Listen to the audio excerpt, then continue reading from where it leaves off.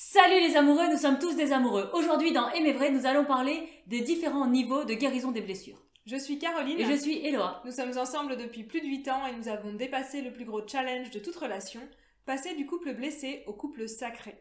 Si tu ne sais pas de quelle blessure on parle, c'est donc que tu es au niveau 0 et c'est parfaitement ok. Je t'invite à lire le livre de Lise Bourbeau qui s'appelle « Les blessures qui empêchent d'être soi-même ». Nous te mettrons le lien en description.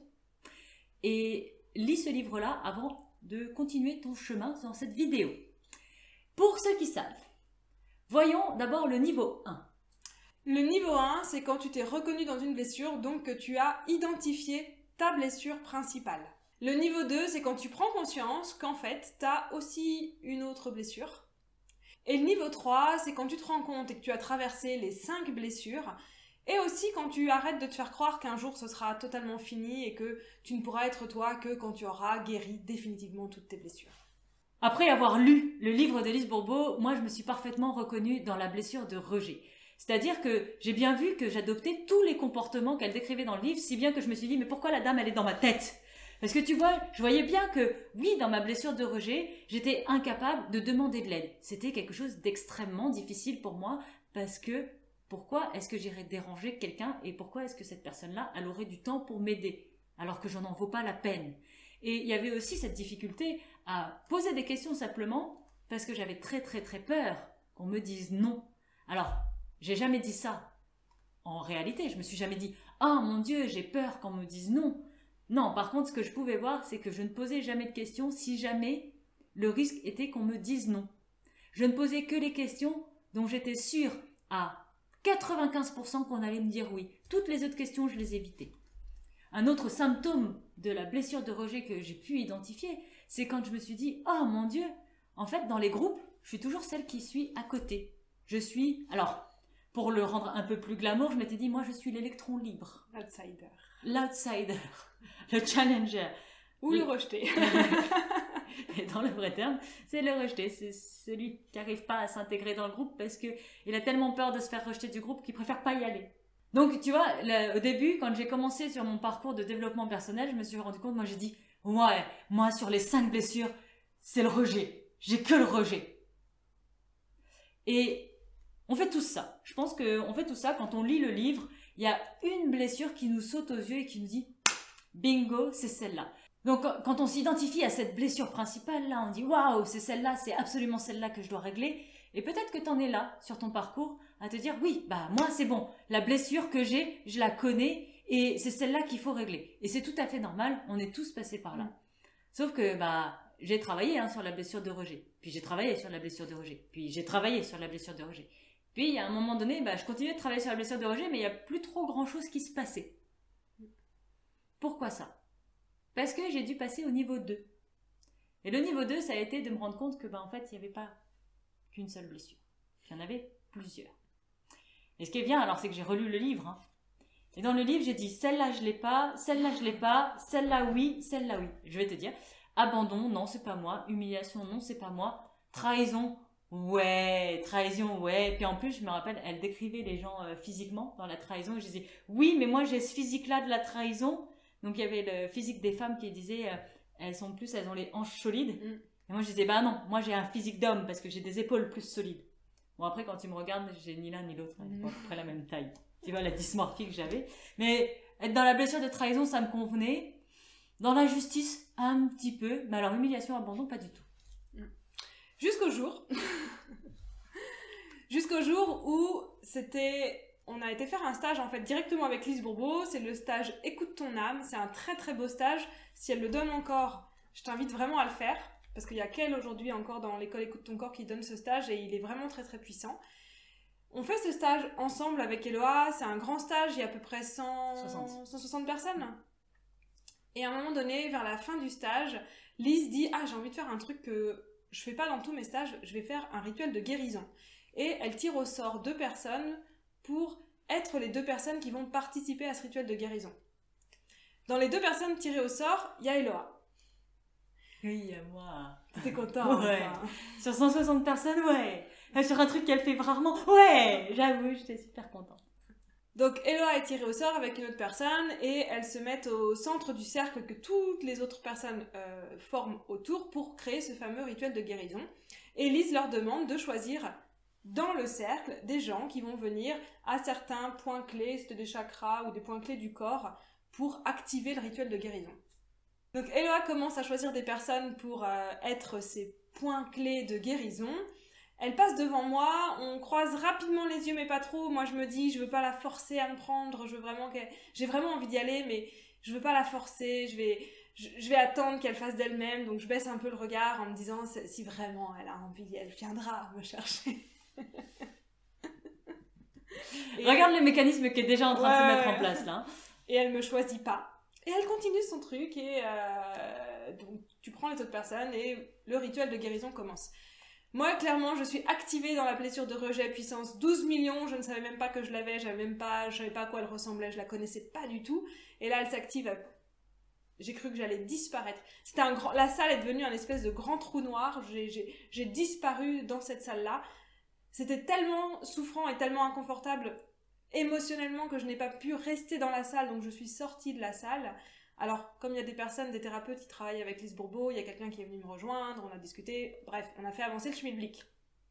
Mais pour moi, ça a été le moment où je me suis rendu compte de ma blessure de rejet qui apparemment était là aussi. Donc tu vois, il y a plein de situations qui font qu'après tu te rends compte que la blessure que tu croyais absolument ne pas avoir, bah peut-être qu'en fait tu l'as. Et il n'y a pas très très longtemps, avec Caroline, on a découvert la blessure d'humiliation. Et ce qui est rigolo, c'est qu'on avait fait des fiches récapitulatives des blessures pour nous, pour pouvoir les garder. Et genre, au tout début de quand on avait lu le livre, et on avait fait les fiches récapitulatives de 4 blessures sur les 5. La 5e, on a dit non, c'est pas nous ça, pas de problème. Et là, il y a quelques années, non, c'est même pas. Là, il y a quelques mois, on se prend la blessure d'humiliation en pleine tête, mais genre, PAH! Et on l'avait tellement pas vu venir, et là on a fait ok. Et c'est là, grâce à ça, on est passé au 3e niveau. Et le 3e niveau, c'est de se rendre compte que t'en as pas une, t'en as pas deux, t'en as pas trois. Non, t'as les 5 blessures. Les 5, elles sont là. Et les 5, tu vas les traverser parce que quand t'auras enlevé la principale, va y avoir celle qui est le plus activable juste dessous. Puis quand ça va être un peu déblayé, ça va pouvoir faire émerger une autre. Puis celle-là va être un peu déblayée, puis ça va en faire émerger une autre. Et petit à petit, comme ça, tu as les 5 blessures qui vont pouvoir émerger et tu vas pouvoir les traverser. En gros, tu es bloqué à un niveau quand tu travailles sur ta blessure et il n'y a plus rien qui se passe dans ta vie. C'est ce qui s'est passé, c'est comme ça qu'on a découvert la blessure d'humiliation vraiment plus... totalement. C'est parce que la blessure d'humiliation, elle nous parle un peu de contrôle, comme nous parle la blessure de trahison. Et puis à force de bosser sur la blessure de trahison, de bosser sur ce truc de contrôle selon les critères de la blessure de trahison, et puis qu'il se passait plus grand chose, en creusant bien, on s'est rendu compte, c'était peut-être parce que c'était plus la blessure de trahison le problème. Et ce qui est super intéressant quand tu prends pas à ce moment-là conscience que tu as les 5 blessures, c'est qu'au départ, quand tu es enfermé dans ta blessure principale, à dire moi j'ai que la blessure de rejet, puis tu travailles dessus, puis ça stagne, puis tu te dis ça peut pas être autre chose, puisque je suis bien que rejeté. Et le moment où tu ouvres et tu dis ah, mais en fait là c'est la trahison qui s'est activée. Bim, ça remet du fuel dans la machine et là tu recommences à avancer. Et tu peux vraiment avancer dans ta vie, ouais. C'est vraiment important. Et c'est pour ça que c'est vraiment important de reconnaître que tu as toutes les blessures et qu'elles s'activent toutes à différents moments pour différentes raisons. Parfois pour le même événement, tu vas activer du rejet et puis l'événement va se répéter. Bim, tu vas activer de l'humiliation et c'est super précieux parce que là, l'événement, tu as activé dans ta blessure de rejet. Tu nettoies le rejet, tu guéris cette partie-là pour cette activation-là. Et l'événement se représente et tu as de nouveau une réaction émotionnelle. Tu te dis, c'est pas possible, c'est pas le rejet. Je l'ai fait. Et en effet, tu as raison, c'est pas le rejet, c'est l'humiliation. Parce que là, celle-là, tu l'as pas traversée dans cette situation-là. Et on le voit notamment avec certains souvenirs avec Caro. On en parle quand on va chercher des souvenirs qui ont pu activer ces blessures-là. On se rend compte qu'il y a 1, 2 ou 3 souvenirs clés de notre enfance qui reviennent en permanence. Et dessus, on peut toujours travailler le rejet, l'abandon, l'humiliation, la trahison, l'injustice. Et c'est comme si ce souvenir-là, il portait en lui les 5 blessures. Et quand on en enlevait un bout, il y en avait une autre qui émergeait en disant « Ah ouais, j'ai aussi ressenti de l'humiliation à ce moment-là. » Donc comment on fait pour passer du niveau 1, j'ai qu'une seule blessure principale, au niveau 3, j'ai toutes les blessures et en fait, je dois travailler en permanence dessus et c'est ok et c'est parfaitement normal. La méthode, c'est déjà de comprendre la théorie des 5 blessures. Donc, lis le livre, le lien en description. Et c'est de accepter en fait. Parce que accepter qu'on a une blessure d'humiliation, pas très agréable. Hein, parce que l'ego, il aime pas trop. La blessure d'humiliation, elle est un peu... sur le classement des blessures, c'est un peu la dernière. C'est celle que t'as pas envie d'avoir. C'est une blessure qui est pas...